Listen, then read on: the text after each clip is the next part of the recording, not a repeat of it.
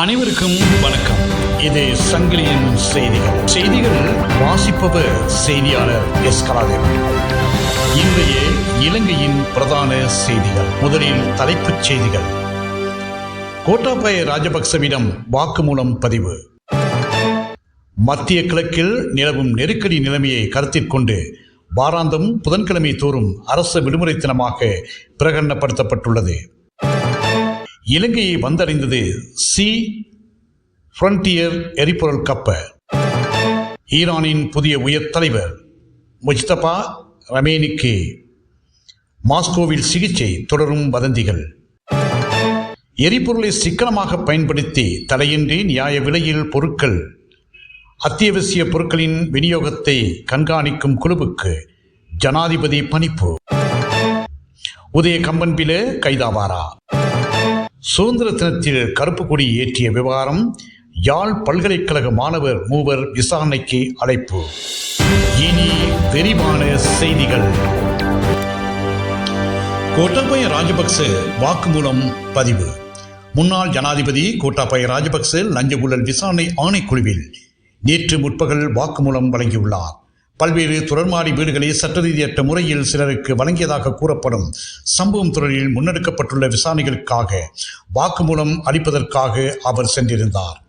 குறித்த சம்பவம் தொடர்பில் முன்னாள் ஜனாதிபதி கோட்டாபய ராஜபக்சவுக்கு ஆணைக்குழுவில் கடந்த பிப்ரவரி 13 முன்னிலையாகுமாறு அறிவிக்கப்பட்டிருந்தது.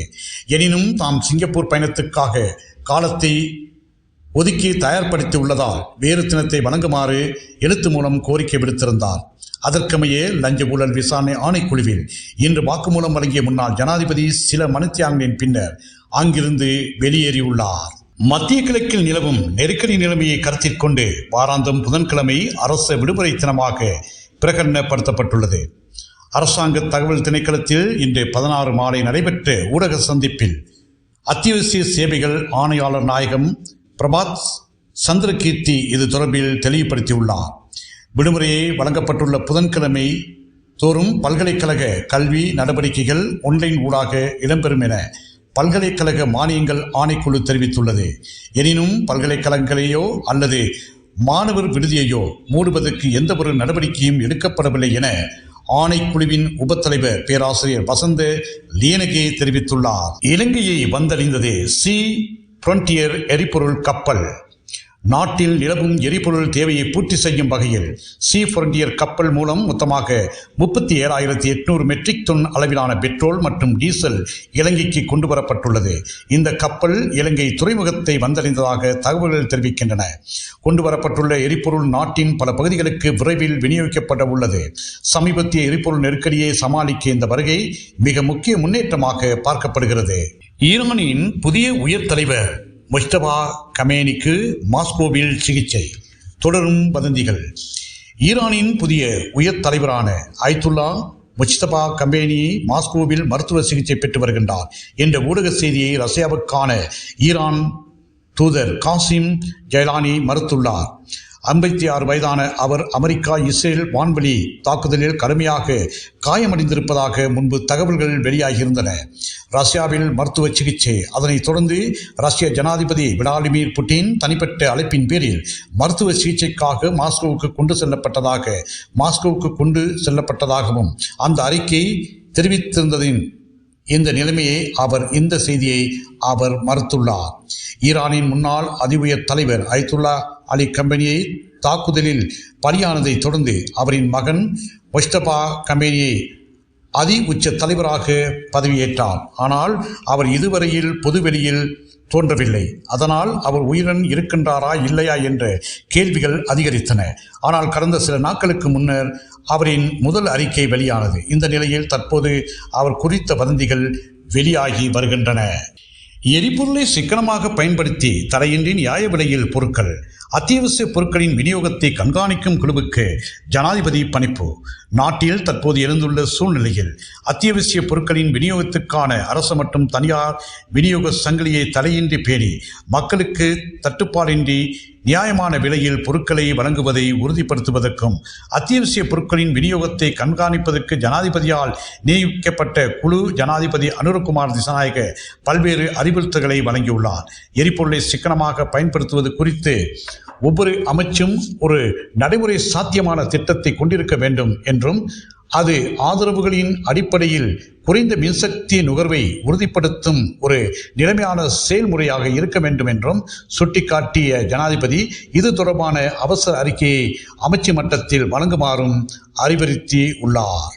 உதய கம்மன்பில கைதாவாரா? அமைச்சரவை பேச்சாளர் கூறுவதென்ன?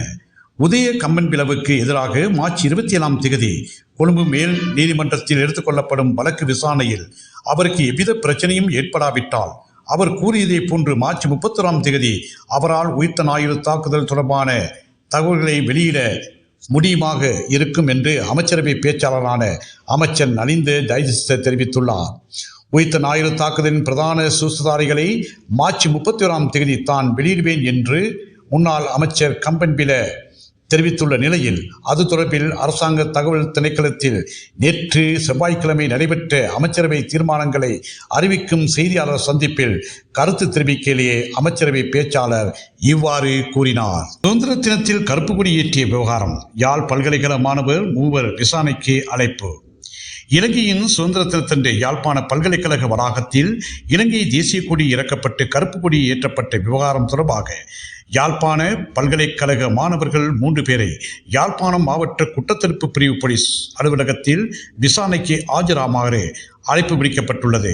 யாழ்ப்பாண பல்கலைக்கழக மாணவர் ஒன்றிய தலைவர், கலைப்பீட மாணவர் ஒன்றிய தலைவர் உள்ளிட்ட 3 மாணவர்களையும் வாக்குமூலம் சேகரிப்பதற்காக யாழ்ப்பாண மாவட்ட குற்றத்தடுப்பு பிரிவு போலீசாரால் பல்கலைக்கழக பதிவாளர் ஊடாக எழுத்து மூலம் அழைப்பு விடுக்கப்பட்டுள்ளது. கடந்த பிப்ரவரி மாதம் 4ஆம் தேதி இலங்கை சுதந்திர தினத்தில் யாழ்ப்பாண பல்கலைக்கழக வளாகத்தில் ஏற்றப்பட்டிருந்த இலங்கை தேசிய கொடியை மாணவர்கள் சிலர் கீழே இறக்கி அதற்கு பதிலாக கருப்பு கொடியை பறக்கவிட்டு தமது எதிர்ப்பு பதிவை செய்தனர்.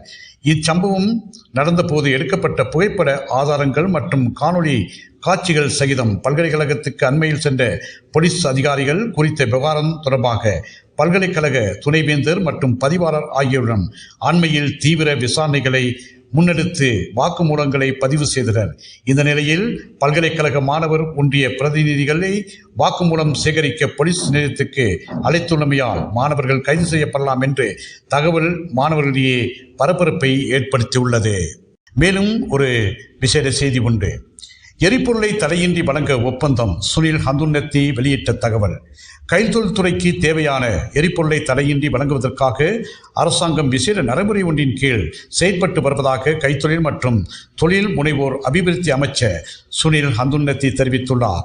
இன்று நாடாளுமன்றத்தில் உரையாற்றும் போதே அவர் இவ்வாறு குறிப்பிட்டுள்ளார். தடையின்றி வழங்க முடிவு கட்டுமானம், உற்பத்தி, ஏற்றுமதி மற்றும் சேவை தொழில்கள் உள்ளிட்ட அனைத்து துறைகளுக்கும் எரிபொருள் வசதிகளை தடையின்றி வழங்க நடவடிக்கை எடுக்கப்பட்டுள்ளதாக அவர் தெரிவித்துள்ளார்.